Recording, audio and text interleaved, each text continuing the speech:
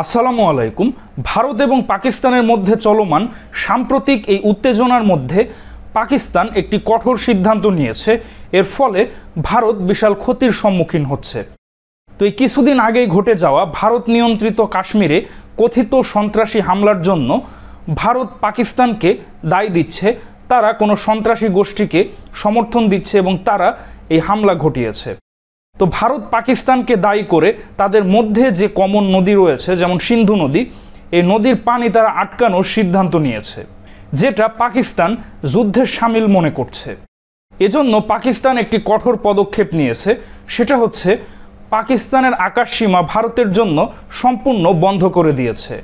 তো পাকিস্তানের civil aviation authority একটি নোটিশ জারি করে যে পরবর্তী নির্দেশ না দেওয়া পর্যন্ত ভারতের সামরিক, বেসামরিক বা সকল প্রকার বিমানের জন্য পাকিস্তানের আকাশসীমা বন্ধ থাকবে। তো পাকিস্তানের আকাশসীমা বন্ধ করার পূর্বে ভারতের অধিকাংশ বিমান পাকিস্তানের উপর দিয়ে চলতো। বিশেষ করে মধ্যপ্রাচ্য বা ইউরোপ যাওয়ার ক্ষেত্রে পাকিস্তানের আকাশসীমা ব্যবহার করেই তাদেরকে যেতে হতো।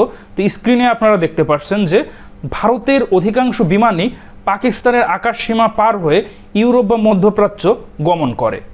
কিন্তু বর্তমানে পাকিস্তানের আকাশসীমা বন্ধ করার পর ভারত পাকিস্তানের আকাশসীমা এড়ানোর জন্য উল্টো পথে যাচ্ছে, এখানে দেখতে পাচ্ছেন।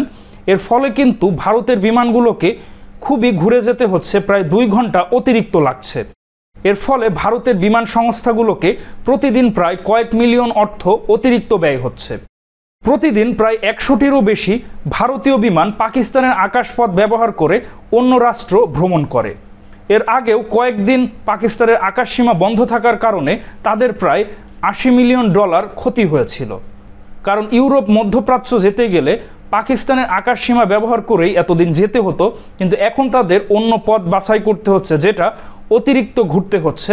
এর ফলে তাদের যে বিমান কস্ট, ফুয়েল কস্ট দুইটাই বাড়ছে। এর ফলে যাত্রীদের বিমান ভাড়াও বৃদ্ধি পাচ্ছে এবং এর ফলে ভারতীয় যাত্রীরাও কিন্তু ভোগান্তির মুখে পড়ছে।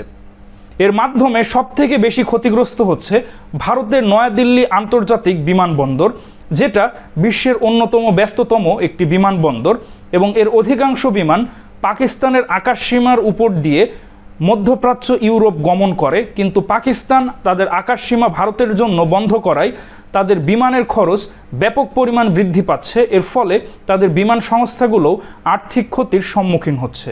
তো এই বিষয়ে আপনাদের কি অভিমত অবশ্যই কমেন্টে জানান।